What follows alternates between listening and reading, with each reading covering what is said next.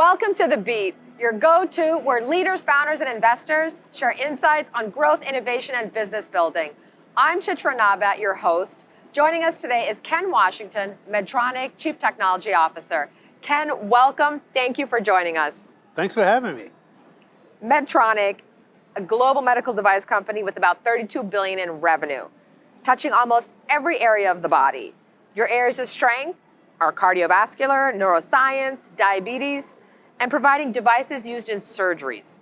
Bring to life for us where Medtronic touches the lives of consumers, clinicians, hospitals, the world. Chitra, let me start by saying it's really all about our mission.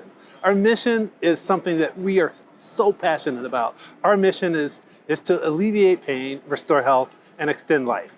Every one of those areas you mentioned, I could talk for a long time about how we're doing all four of those things, all three of those things in each one of those areas. In our cardiovascular portfolio, we make life-changing pacemakers. We invented the pacemaker. We make a monitor that you can implant that's the size of a paperclip that will detect anomalies in your heartbeat that could save your life. In our neurovascular portfolio, we treat ischemic strokes and save people's lives. In our diabetes portfolio, we make continuous glucose monitors that are paired with industry-leading algorithms running on durable pumps that change how people with type 1 diabetes run their lives, and it changes their lives. I could go on and on and on. Here's the simplest way to think about Medtronic. We have therapies across, as you said, almost every dimension of the human body. And we are providing these life-changing, life-altering, in a positive way, therapies to clinicians, and in a way that's at scale that impacts 2 patients every second of every day.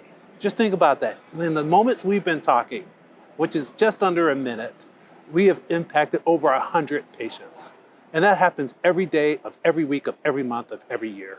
So that gets into scale, volume, whilst the industry category you're in is highly innovative.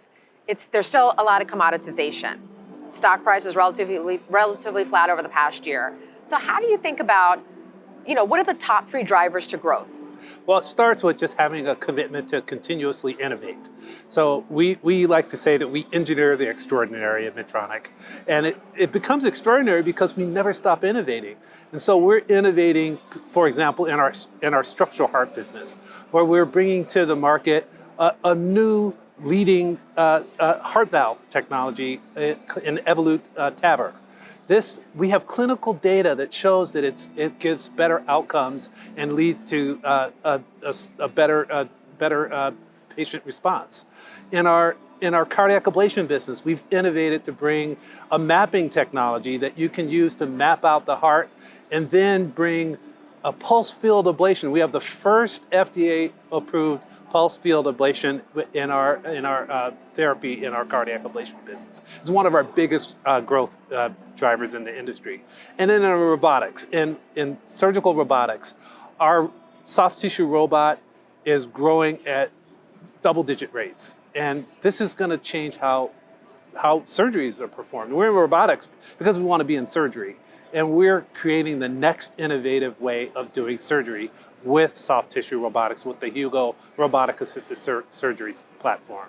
We're super excited about all 3 of these businesses because they're all growing, but that's not all. Many of our other businesses are growing, and we're market leaders in many of our other areas. We're number 1 in cardiac ablation. We're number 1 in spinal surgery. We're number 1 in pelvic health. And I could go on and on and on. So it's really important to innovate. Never stop innovating. The market, though, is very competitive, right? And it's still about getting as many devices as possible into the hands of people, constituents, stakeholders all over the world, right? Price times volume. So what's the hack, if you will, against commoditization and competing against, your other large competitors, whether it's Abbott, Boston Scientific? As you know from my background, I don't shy away from competition, but you start by staying focused on your mission. If you're focused and dedicated to your mission, and you never lose focus about why you're innovating because of the mission, that'll drive you to engineer the extraordinary in a way that differentiates your products. Customers want your products because they're better.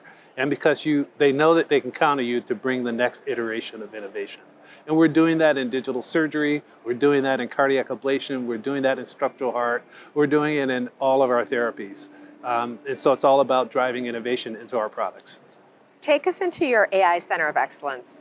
Your CEO, Jeff Martha, said that this is a differentiator for you and that Medtronic is using shared services to cost-effectively accelerate enterprise-wide AI innovation. Bring that to life. Sure. So it starts by leveraging the AI innovations that we already have that are FDA approved and are on the market today.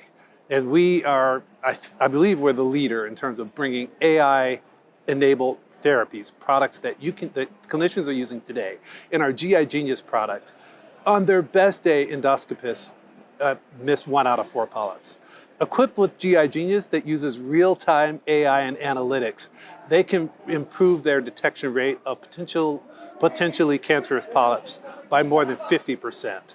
So that's one product. We have a second product with our AccuRhythm AI algorithm that's paired with that Link 2 device I mentioned that is a small paperclip-sized monitor that gets implanted in just under your skin, above your heart.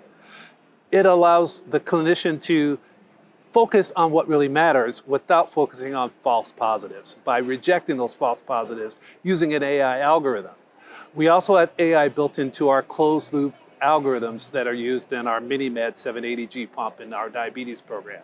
So what we're doing with our AI Center of Excellence is we've connected the experts who brought those innovations to life, and they're working as a distributed team in a hub and spoke manner, with the hub being my central AI team.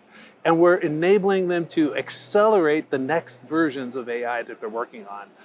Others who want to build AI, we're equipping them with the best tools for data mining, data labeling, data annotation, and for algorithm development and algorithm training and learning, leveraging the insights from those other therapies that are already on the market. This is going to accelerate our ability to bring AI products to the market faster and more efficiently and more effectively. I'm super excited about what lies ahead.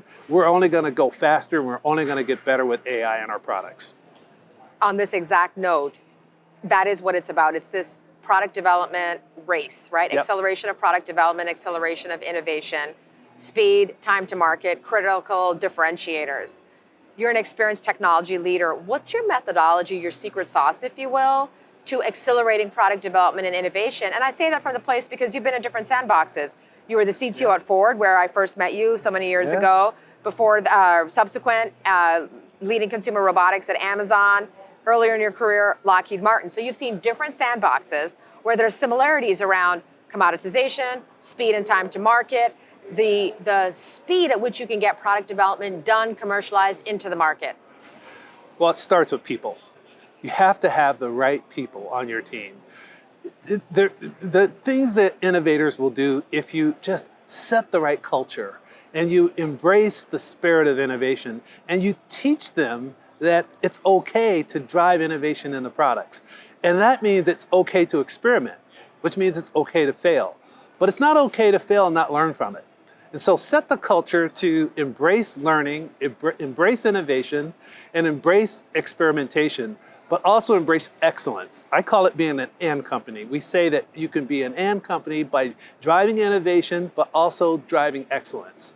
And this is where the magic happens. If you get the right team on board and they are setting the right culture and they have the understanding that their innovations will be celebrated and they won't be punished when they fail, magic will happen. And I've seen that magic happen at Ford with the electrification of their portfolio. I saw it happen with Lockheed Martin when we built a digital thread. I saw it happen at Amazon when we launched the world's first fully autonomous smart home robot. And now I'm seeing it happen at Medtronic because we're putting AI and digital into our products that's going to change how clinicians deliver world-changing therapies.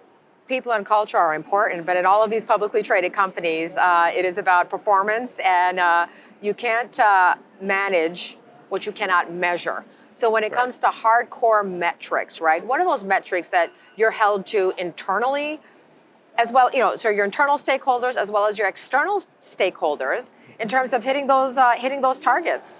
Sure. So R&D investment is one of our largest investments. So we measure percentage of investment in R&D to sales.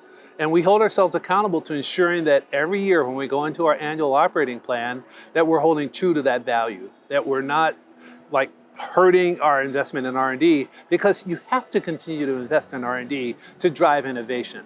So we measure that. We also measure the return on that R&D to see how is the R&D turning into products that actually sell and products that deliver value and that match your mission. So we measure specific hard values. But I want to just reiterate that all the measurement in the world is not going to get you there if you don't have the right culture and if you don't have the right people and if you don't hold them to the expectation that you're always going to continue to innovate. Ken, thank you so much for joining us. It's so wonderful to be here. Thanks for having me.